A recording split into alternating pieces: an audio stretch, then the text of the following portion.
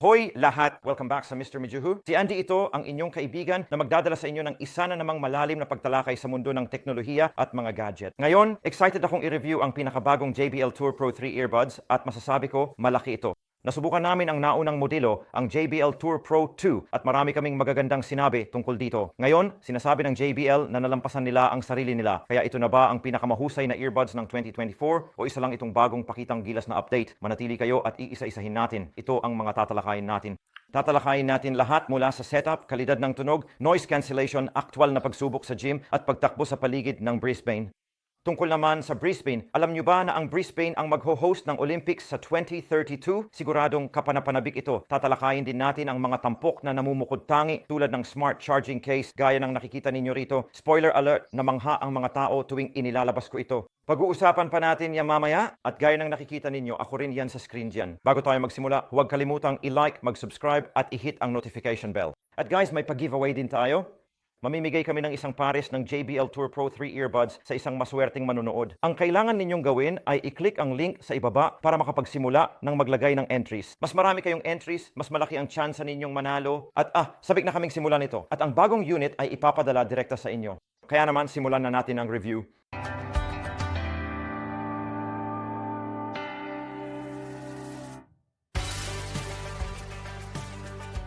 Para magsimula guys, gusto kong tingnan mismo ang mga earbuds. Nanatili ang JBL sa kanilang subok na STEM design, gaya ng nakikita ninyo dito, at boto ko talaga ito. Ang JBL Tour Pro 3 earbuds ay makinis ang itsura. Medyo mas malaki lang kumpara sa ibang kakumpetensya, pero napakaganda ng fit kahit sa matitinding workout o gaya ng makikita ninyo mamaya habang tumatakbo sa Brisbane. So guys, napakadali lang mag-setup. Ilagay mo lang sila mula sa smart charging case at handa na silang i-pair. Dahil sa Bluetooth 5.3, makakakuha ka ng matatag na koneksyon at suporta para sa LDAC para sa high-resolution na audio. Kasing simple lang ng pagpindot sa button ng case hanggang mag-flash ang asol na ilaw, tapos piliin mo na lang sila sa iyong device. Naglagay din ang JBL ng 3.5mm to USB-C cable, kaya pwede mo itong gamitin bilang transmitter para i-connecta sa mga lumang device. Sa tingin ko, maganda rin ito dahil magagamit mo ang 3.5mm at nabibigyan ka ng pagkakataong magamit ang mga device dati mong hindi magamit. Hindi mo kailangang mag-alala bumili ng hiwalay na device para sa bawat isa. Kung nanonood ka ng pelikula, naglalaro o ikinokonekta mo sa treadmill sa gym, marami kang pagpipilian, kahanga-hanga. Ngayon guys, ang smart charging case. Ito ang nakakatuwa. Hindi lang ito basta-bastang charging case. Isa itong smart charging case na may touchscreen display at mas maganda pa ito kaysa sa JBL Tour Pro. Meron itong 1.57-inch na touchscreen na makikita mo rito na nagbibigay daan sa iyong mag-adjust ng mga setting, magpalit ng noise cancellation modes, kontrolin ang playback at kahit tingnan ang mga notification, lahat ng ito nang hindi mo kailangang kunin ang iyong telepono. Parang may mini command center ka na sa bulsa mo. Mas malaki rin ito kaysa sa case ng JBL Tour Pro 2. Pero guys, sa totoo lang, kasya naman ito ng maayos sa bulsa ko gaya ng nakikita ninyo dyan sa laki nito. Tingnan mo kung gaano kadaling magkasya ito sa kamay ko. Masasabi kong medyo makapal ito ng kaunti, pero may dahilan kung bakit. Sinusuportahan nito ang USB-C at wireless charging. Nagbibigay din ito ng 3 buong recharge para sa earbuds at dagdag na mga cool na feature tulad ng onboard timer, flashlight at customizable na wallpaper gaya ng nakikita ninyo ulit dito. Nawala mo ba ang iyong earbuds? Piliin ang Find My Earbuds para mahanap sila. Talagang naisip ng JBL ang lahat para sa produktong ito. Kaya tara, silipin natin ng mas malalim at tingnan at i-browse ang ilan sa mga pangunahing tampok ng case. Dito natin pag-uusapan ng mas detalyado ang mga tampok na ito mamaya. Autoplay, autopause, silent now feature, notification messages. Pwede mo ring matanggap mga mensahe mo dito. Find My Buds, gumagana ng maayos. Na-misplace ko na nga ang akin minsan. Flashlight, pwede mo itong gawing flashlight. Nakita mo na siguro dati. Dito mo rin pwedeng i-cast gamit ang iba't ibang device, kaya pwede mong gamitin, halimbawa, pwede kong i-cast papunta sa iPhone ko. Pwede ka ring mag-cast gamit ang computer sa pamamagitan ng Auracast na pag-uusapan din natin mamaya guys. Pwede kang pumili ng iba't ibang wika. USB audio para i-connecta sa computer. Maganda yon, pero ngayon, mas marami pang features kaysa dati. Pwede mo talagang i-customize ng mas marami. At lahat ito ay sa pamamagitan ng iyong case. Kaya hindi mo na kailangan ang case mo para gawin ang kahit ano. Kaunti pang detalye tungkol sa sound settings, dadaanan ko pa ito ng mas detalyado. Pero gaya ng nakikita ninyo, binibigyan ka na nito ng kakayahan na kontrolin ang lahat mula sa iyong telepono. At hindi mo na kailangang mag-alala na kailangan mo pa ng case. Pwede mo lang kunin ang iyong earbuds, kunin ang case mo at nandoon na lahat ng musika mo. Kaya talagang maganda ang itsura nito. Muli, USB-C charging sa likod. Talagang maganda. Kaya tara, dalhin natin ito sa paligid ng Brisbane. Ngayon, gaya ng dati mga kaibigan, sinusubukan ko ang mga earbuds na ito sa totoong buhay na sitwasyon, naglalakad sa mataong kalsada, nag-gym, at pati sumasakay ng pampublikong transportasyon para sa JBL Tour Pro 3. Lahat ng iyon ay kinaya nito ng maayos. Tara, silipin natin ang aking pananaw habang ginagawa ito. Ang maganda sa paglalakad at pag-eehersisyo ay komportable sa tainga sila. Hindi ko nararamdaman sila. Mahusay ang disenyo, selyado ang mga ito, walang ingay mula sa labas na pumapasok. Dito, sumakay ako ng scooter at hindi gumalaw ang mga ito sa tainga ko. Habang tumatakbo ako, maganda pa rin ang performance nila. Nadadala ako sa tugtog at heto na naman ako nakikinig gamit ang mga ito. All-around earbuds ito, maganda para sa ehersisyo, lakad o pag-spend ng oras dahil nakakainganyo ang tunog. Kahit nasa tren, di ko naririnig ang mga tao. Napakaganda talaga. Isa pa sa mga nagustuhan ko dito ay ang ginhawa at kung gaano kahusay ang pagkakasuot nila sa tainga. Kita mo, suot ko siya ngayon at hindi talaga gumagalaw, kaya perpektong-perpekto ang fit. Ngayon, may kasama kang ibang earbuds kung gusto mong palitan ang fit nila, pero halos hindi mo mararamdaman na suot mo sila. Nagbibigay sila ng perpektong seal na sa tingin ko ay napaka-importante para sa mga ito. Kita mo, nandun lang sila, kaya napakagandang earbuds talaga. Isa pang bagay tungkol dito ay ang noise cancellation. Gumagamit sila ng ANC 2.0. Kailangan kong sabihin, napakahusay ng adaptive noise cancellation nila. Gumagamit ito ng 6 na mikropono para aktibong harangin ang ingay sa paligid. Ginamit ko ito sa gym at wala talagang nakarinig sa akin na maganda at dahil maganda ang seal at noise cancelling nito, nakakapag-workout ako ng maayos. Masasabi kong isa ito sa mga pinakamahusay na noise cancelling na nagamit ko at alam nyo naman guys na nakapag-review na ako ng halos 100 earbuds. Halimbawa, nasa bahay ako noon at may isang lalaki, isa sa mga kasama ko, na sinusubukang kausapin ako. Hindi ko talaga marinig ang sinasabi nila. Talagang nainis sila dahil sobrang na-block out ang ingay. Napaka-impressive din ng transparency mode. Pinapayagan akong marinig ang mga tunog sa paligid para maging alerto ako. Sinubukan ko ito habang tumatawid ng kalsada at nakikipag-usap sa mga kaibigan at natural at malinaw ang resulta. Gaya ng inaasahan mo, alam mo na kapag JBL earbuds ang gamit. Kaya sa kabuuan, mahusay ang noise cancelling at maaari mo pa itong i-customize gamit ang app na pag-uusapan natin maya-maya. Pero guys, kamusta naman ang tunog? Well, tulad ng sinasabi nila sa Australia, batuhin ang mga uwak. Nakakamangha talaga. Ibinibigay ng JBL ang kanilang signature pro-live sound at kasing exciting pa rin ito gaya ng dati. Pagkabukas mo pa lang, malakas at balanse na agad ang tunog. Napansin ko na may bahagyang diin sa bass, pero pwede mo ring i-activate ang bass boost na talagang maganda. Para sa mga mahilig sa house music tulad ko, ang mga kanta gaya ng Lose Control ay tunog napakaganda talaga. Malutong ang highs, mayaman ang mids, at malakas ang bass nang hindi nakaka-overpower.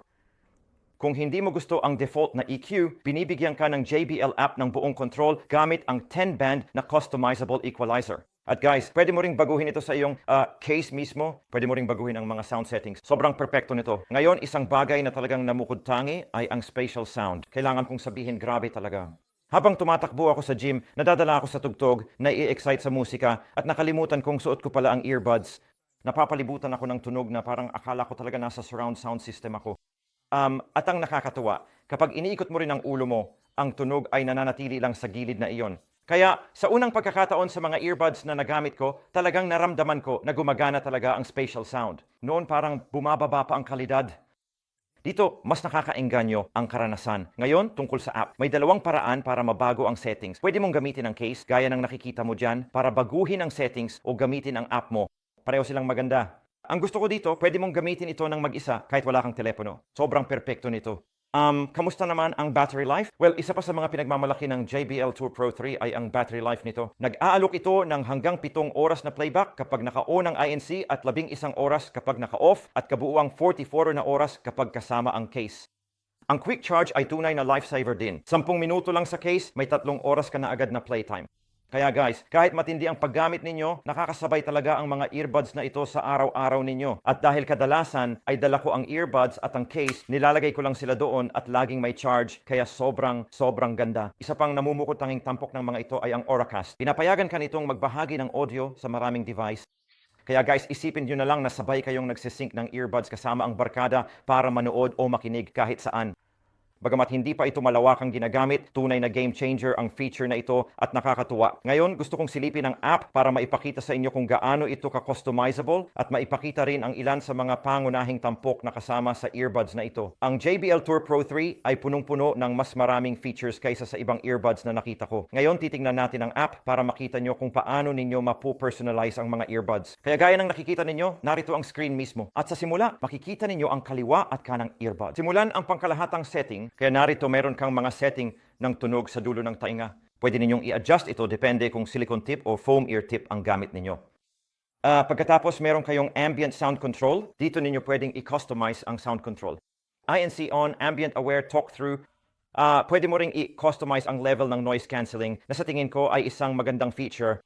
Pwede kong gamitin ang auto compensation na basically sinusuri ang ear canal mo o pwede mo ring gamitin ang normal na adaptive cancelling. Smart charging case, dito mo pwedeng baguhin ang mga setting ng case mo. Makikita ninyo dati na larawan ko ang nakalagay. Pwede mo ring palitan ng ibang larawan tulad ng New York diyan. Pwede mo ring i-on ang message notification o message preview na sa tingin ko ay maganda rin. At ang Find My Case ay syempre napakaganda kung sakaling mawala mo ang case mo. Subukan mong tingnan. Ngayon, ito naman ang Smart Talk. Kaya nito, kapag nagsimula kang magsalita, binabawasan nito ang volume ng pagsasalita para sa'yo. Magandang feature ito. Nagamit ko na ito. Pero madaldal ako, kaya kinailangan kong patayin ito. Smart Auto Automation, kaya pwede mong piliin na itigil ang tawag o sagutin ang tawag kapag hindi ka sumasagot sa telepono. Gestures, dito mo pwedeng baguhin ang mga galaw o kilos mo. Kaya, alam mo na, kadalasan kapag pinindot mo ang isang button, pwede kang magpalit ng track, buksan ang noise cancelling o patayin ito. Pwede mo silang i-customize lahat dito. At tahimik ngayon, kaya ito ay talagang mabuti. Sa madaling salita, pwede kang gumawa ng parang sound bubble sa paligid mo para kahit walang tumutugtog na musika, gumagana pa rin ang noise cancelling. Kaya kung gusto mo ng katahimikan, mahusay itong gumagana. Ngayon, tingnan natin ang audio. Dito mo pwedeng baguhin lahat ng iyong mga audio settings. Mayroon din itong adaptive EQ, kaya nag-a-adapt ang EQ. Siguro ilalagay ko na yan, kaya ang adaptive EQ ay kayang i-adjust ang audio depende sa alam mo na anong klaseng musika ang pinapakinggan mo o kung ano ang ginagawa mo gamit ang earbuds na maganda. May equalizer ka rin dito. Spatial sound, ito yung nabanggit ko kanina kung gaano ito ka-epektibo kapag ginagamit. Ang ganda nito. Ginamit ko ang head tracking at nakakabilib na gumagalaw ang musika sa bawat earbuds mo. I-personalize mo, gawing ayon sa iyo ang tunog. Gaya ng nakikita mo, may mga bagay din dito tulad ng sound settings. Ngayon, gusto ko ito.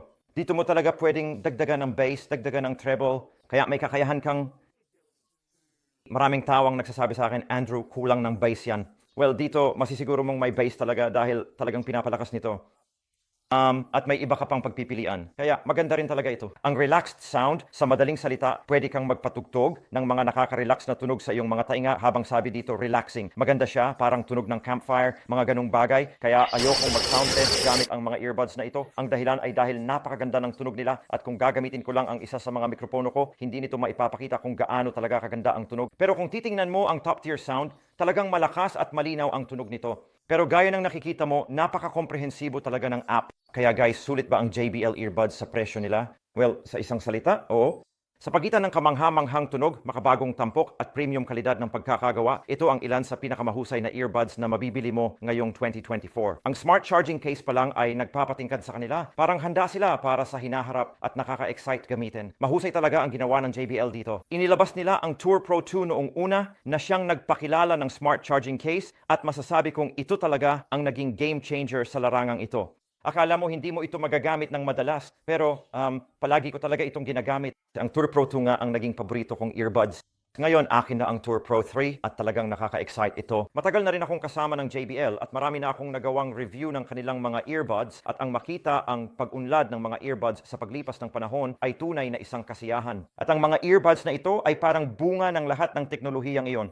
Alam mo, lahat ng feature, kalidad ng tunog, pagkansela ng ingay, pinagsama-sama nila ang lahat sa isa, alam mo, at nasa itaas iyon kasama ang mga top-tier na earbud. Sa totoo lang, top-tier na earbuds talaga ito. Kung isa kang tech enthusiast, mahilig maglakbay, o mahilig sa magandang musika, nagbibigay ang earbuds na ito sa lahat ng aspeto. Nilampasan ng JBL ang sarili nila at hindi na ako makapaghintay marinig ang opinion ninyo. Ngayon guys, huwag kalimutan, gaya ng sinabi ko, may giveaway tayo. Namimigay kami ng isang pares ng mga ito. Tingnan ang mga link, mag-apply. Marami kayong entries, malaki ang chance sa manalo, at may bonus points kapag shinare sa kaibigan. Magkakaroon kami ng head-to-head comparison ng Tour Pro 2 at Tour Pro 3 soon. Abangan ninyo iyon.